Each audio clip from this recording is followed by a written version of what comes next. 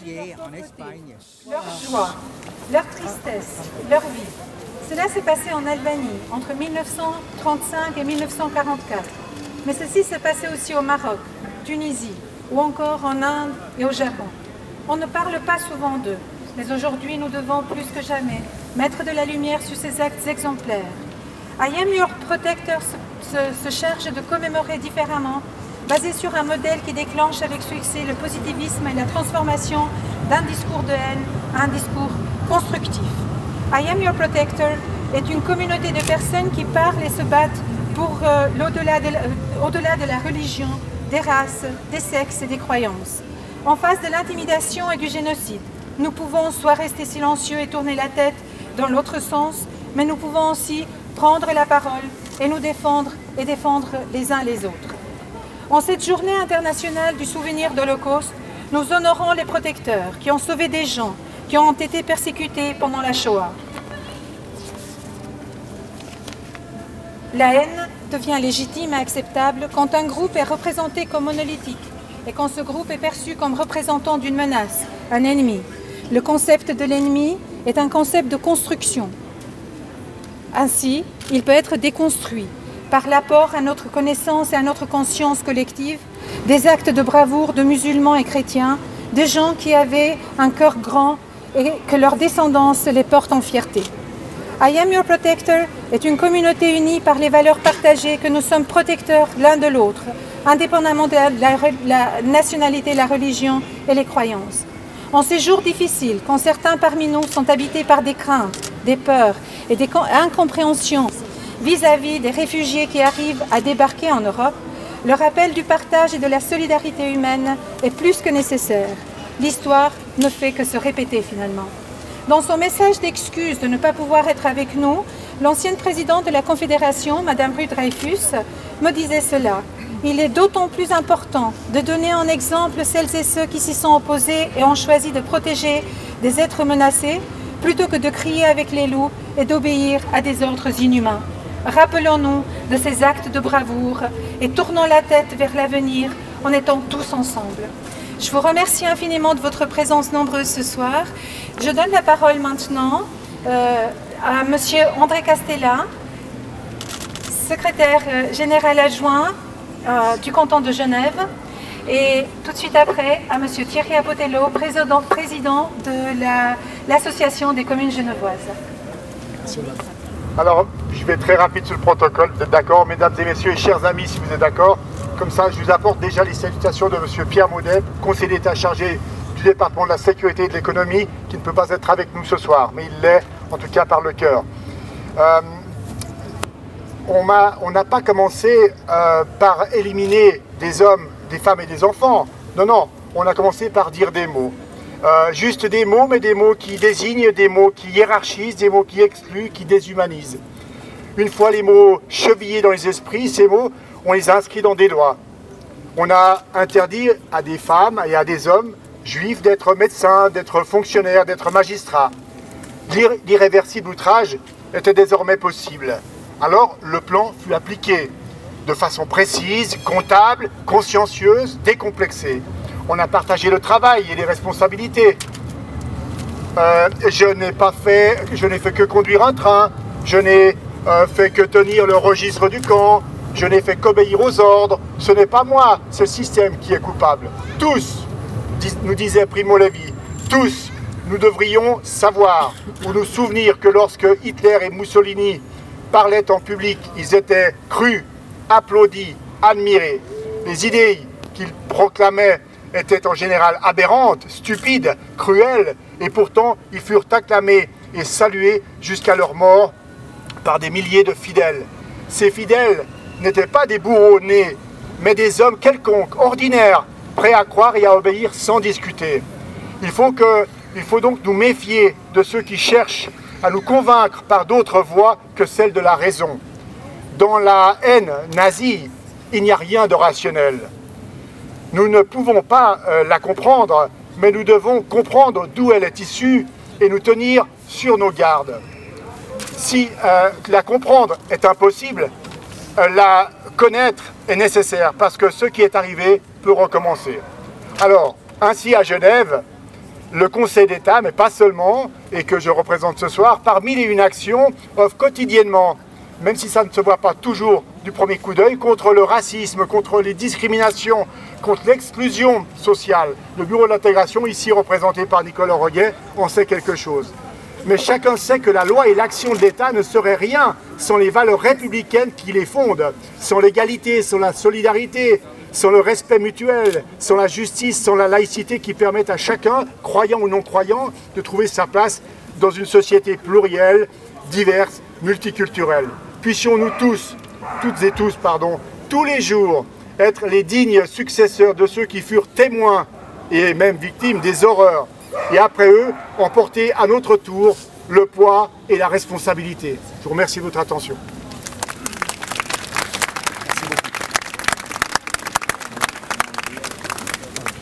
La parole est à M.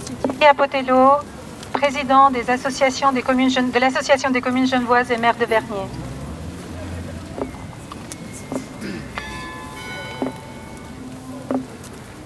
Chers amis, c'est comme ça que nous devons aujourd'hui nous adresser pour marquer ce jour ici, devant tant de gens capables de vivre des moments autrement plus importants que ceux de la haine et de l'exclusion.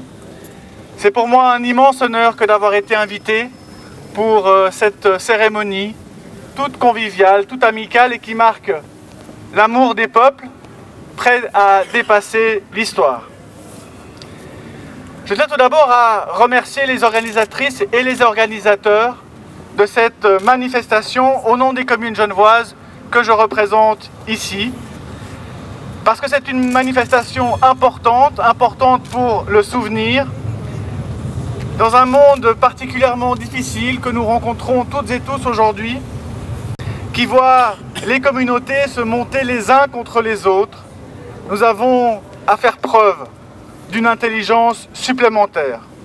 Rappeler que les conflits communautaires ne sont pas une fatalité. Rappeler la force de celles et ceux qui se sont élevés contre la barbarie. Rappeler qu'un être humain mérite de vivre, quelle que soit son origine, quelle que soit sa religion, quelles que soient ses opinions. Voilà le message de rassemblement que je voulais vous adresser ce soir.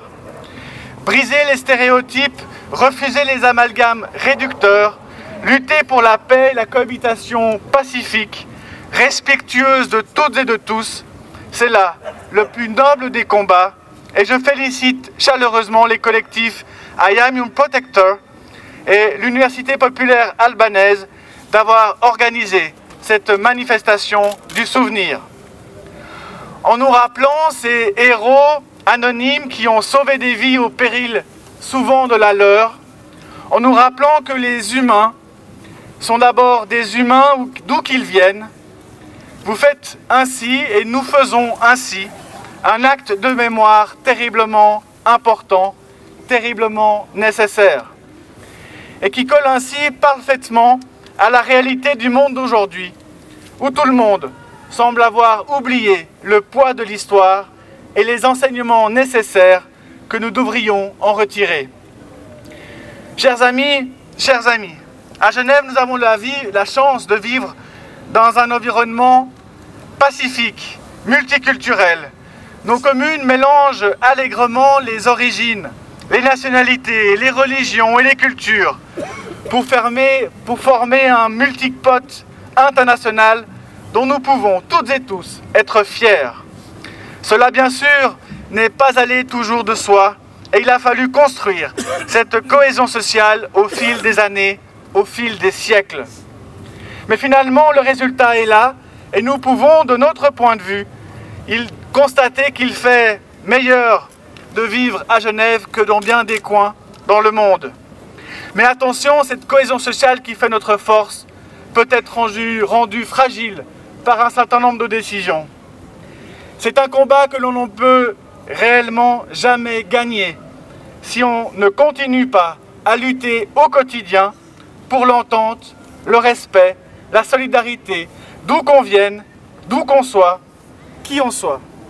Le vivre ensemble, mesdames et messieurs, chers amis, est à ce prix. Et le formidable témoignage de mémoire qui nous est présenté ce soir, aujourd'hui, fait partie de ces combats importants qui nous permettent de resserrer les liens. Alors, mesdames et messieurs, au nom des communes genevoises, merci et bravo de votre présence.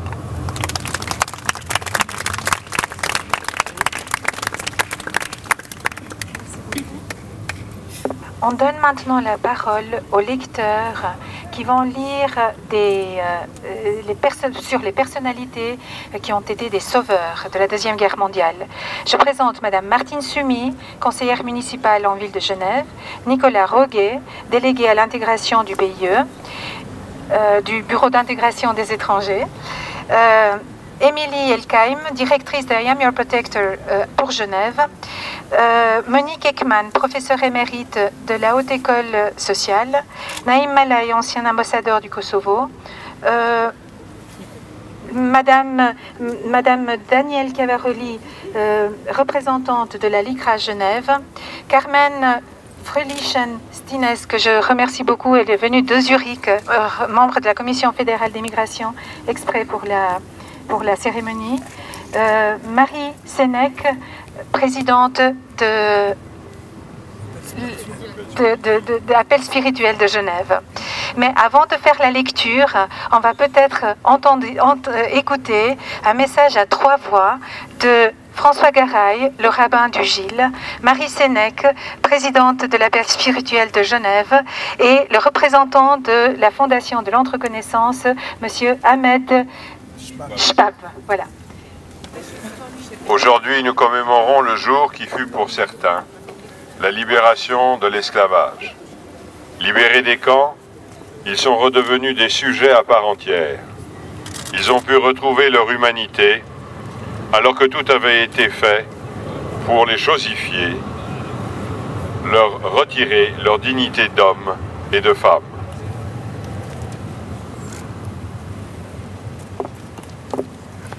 Nos différentes traditions religieuses et spirituelles nous amènent à affirmer l'humanité qui est en chacun de nous, qui que nous soyons.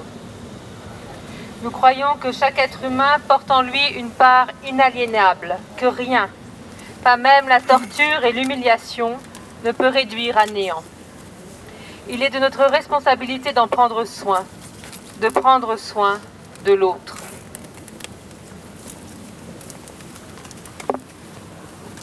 Ainsi, nous nous retrouvons dans cette parole ancienne qui se trouve dans le Talmud. V'chol hamekayem nefesh echat, ma'aleh alav, ke'ilu kayam olam maleh.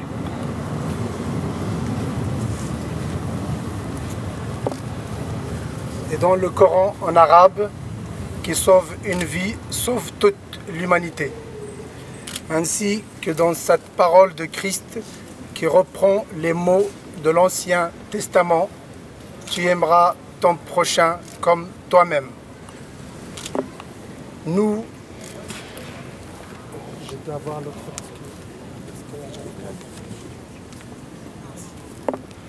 réalisons la plénitude de notre humanité en tissant un lien avec l'autre et en l'accueillant afin de le protéger de la nuisance du monde et des humains. Nous réalisons la plénitude de notre humanité en étant solidaires face à la puissance du mal.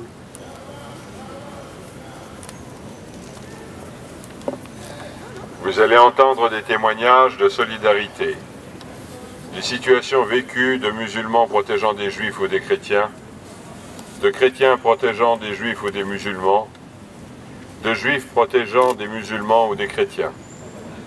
Des femmes et des hommes ont permis à celles et ceux qui n'étaient pas de la même religion qu'eux d'échapper au danger.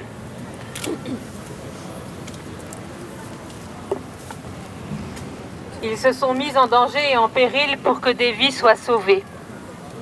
La gratuité de ces actions en fait toute leur beauté.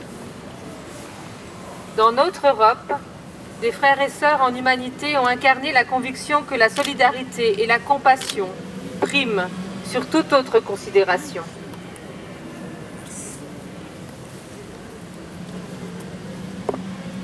Bien que le camp d'Auschwitz-Birkenau ait été libéré en 1945, ce qui sous-tendait l'inhumanité de ce lieu, répandant son odeur nauséabonde aujourd'hui encore. La barbarie, l'intelligence pervertie, touchant encore les nouvelles générations. Le feu dévorant des hommes d'Auschwitz, des flammes d'Auschwitz, pardon, n'est pas encore totalement éteint. C'est pourquoi il est de notre devoir de ne pas rester sourds aux appels de celles et ceux qui en sont les victimes et de ne pas fermer les yeux devant l'inhumain. C'est à chacun de nous qu'il appartient de prendre soin et de protéger à notre mesure l'humanité.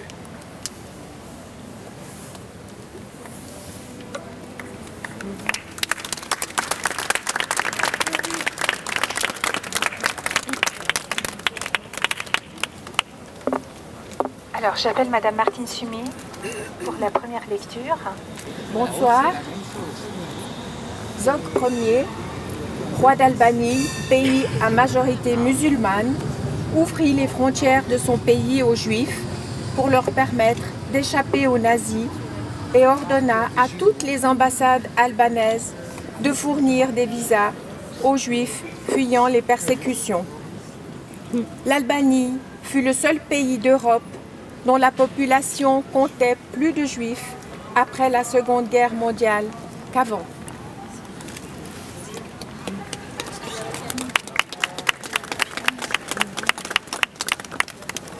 Et c'est Alia qui allume la bougie. Encore une fois. Super. Merci beaucoup. Monsieur Nicolas Roguet. Beyic Erkin était ambassadeur de Turquie à Paris au moment de l'occupation. Afin de protéger les Juifs des rafles par les nazis, il fournit à ces derniers des documents attestant que leurs propriétés, maisons et entreprises appartenaient à des Turcs. Il parvint ainsi à sauver 20 000 Juifs.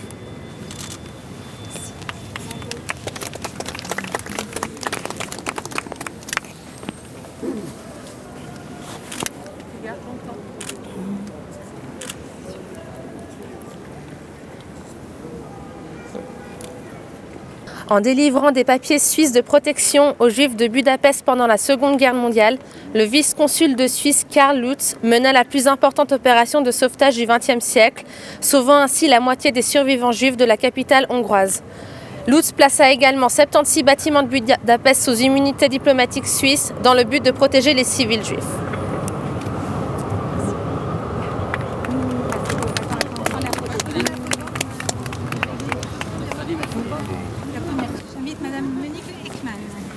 Noor Inayat Khan.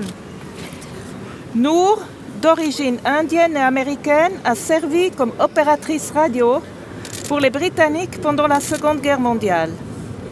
Elle a été recrutée pour espionner en France occupée et pour soutenir les mouvements de résistance. Elle leur a fourni un soutien crucial jusqu'à son arrestation. Elle fut exécutée par les nazis au camp de concentration de Dachau en septembre 1944.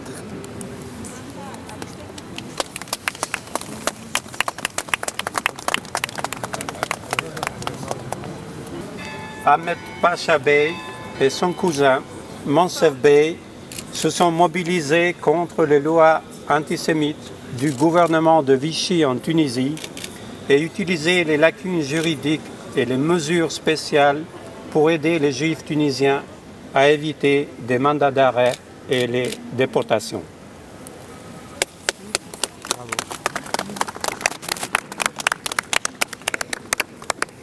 Madame Moquet de Giovanni, de l'association Coexister.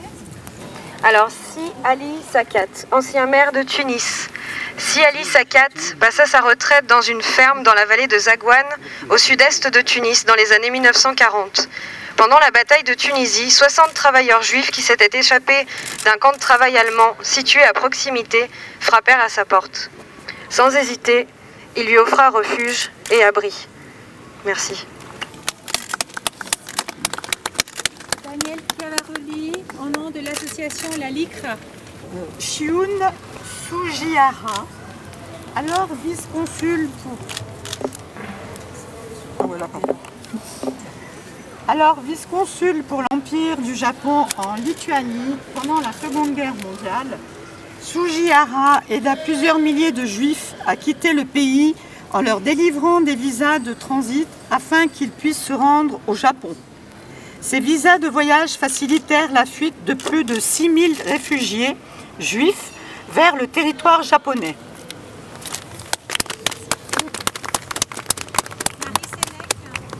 Sultan Mohamed V. Le sultan Mohamed V refusa d'appliquer les lois antisémites du gouvernement de Vichy qui demandait d'exclure de la fonction publique 200 000 juifs et de faire porter l'étoile jaune aux juifs du Maroc. Défiant le régime de Vichy, le sultan invita tous les rabbins aux célébrations de la fête du trône en 1941.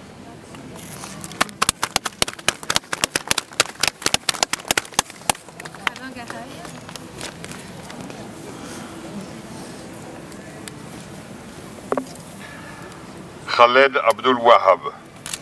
En novembre 1942, lorsque les troupes du Troisième Reich occupent la Tunisie, soumettant quelques 100 000 juifs aux expropriations et aux travaux forcés, Abdul Wahab conduit au milieu de la nuit 24 personnes, dont 12 enfants, dans sa ferme et les protège jusqu'à la fin de l'occupation en mai 1943.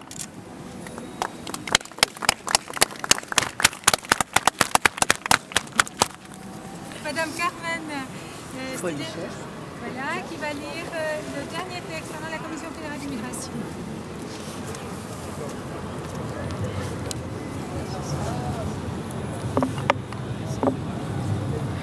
Abdol Hossein Sardari. Alors diplomate à la mission iranienne à Paris dans les années 1940, Sardari, aussi appelé le Schindler iranien, aida plus de 2000 juifs iraniens à échapper au régime nazi en leur délivrant des passeports iraniens sans le consentement de ses supérieurs.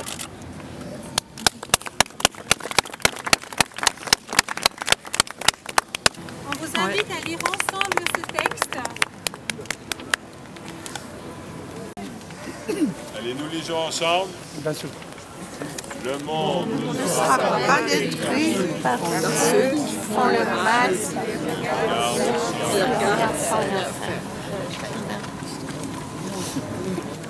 On vous remercie tous d'être présents ce soir en l'honneur de toutes ces personnes qui ont sauvé des vies, qui étaient des protecteurs, et soyons-nous tous des protecteurs en tout temps.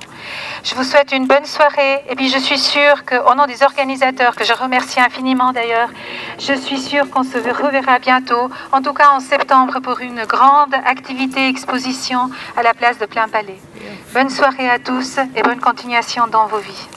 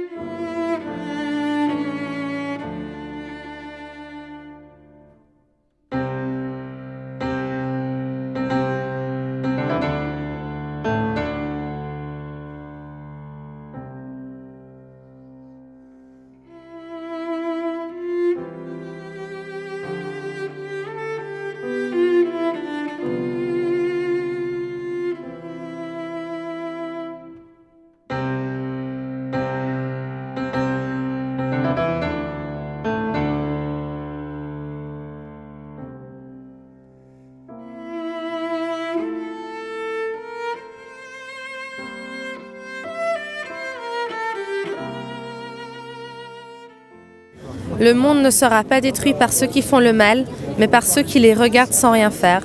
Albert Einstein.